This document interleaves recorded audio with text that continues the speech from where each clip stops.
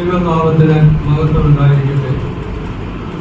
ഏറ്റവും ആദരണീയരും ബന്ധുരുമായ ഇഞ്ചക്കലോടിയച്ഛൻ, നമ്മുടെ പ്രിയപ്പെട്ട വികാരി ജെറിഞ്ചോണച്ചൻ, ഈ ദേവാലയത്തിലെ ശുശ്രൂഷയ്ക്കായി കടന്നു വന്ന നിങ്ങൾക്ക് ഏവർക്കും കർത്താവായ യേശുക്രിസ്തുവിന്റെ നാമത്തിലെ വന്ദനം പറയുക.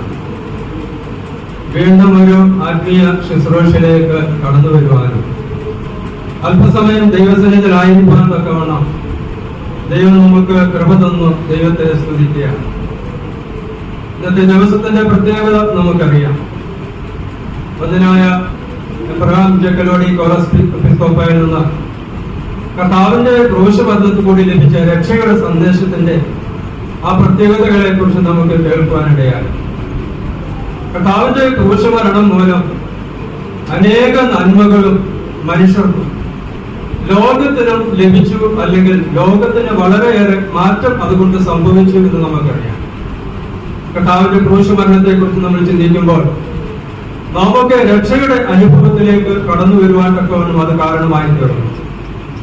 മാത്രമല്ല, നമ്മൾ വീണ്ടെടുക്കപ്പെടുവാൻ തക്കവണ്ണം അത് കാരണമായി തീർന്നു. കർത്താവിന്റെ തിരുരക്തത്താൽ ശുദ്ധീകരിക്കപ്പെടുവാൻ തക്കവണ്ണം അത് കാരണമായി തീർന്നു.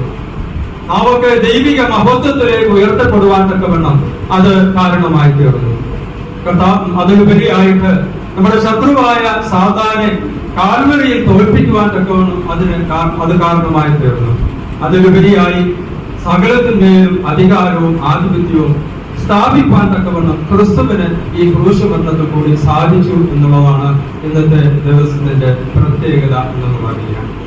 അതുകൊണ്ട് ഇന്ന് നമ്മൾ ഇവിടെ കൂടിയിരിക്കുമ്പോൾ നമ്മളൊക്കെ വിശ്വാസികളാണ്. നമുക്ക് ഈ ലോകത്ത് ജീവിക്കുമ്പോൾ ഒന്നിനെയും ഭയപ്പെടേണ്ട. കാരണം സകലത്തിന്മേലും അധികാരവും ആധിപത്യവും സ്ഥാപിച്ച ക്രിസ്തുവിന്റെ സന്നിധിയിലാണ് ഞാനും നിങ്ങളും നിൽക്കുന്നത്.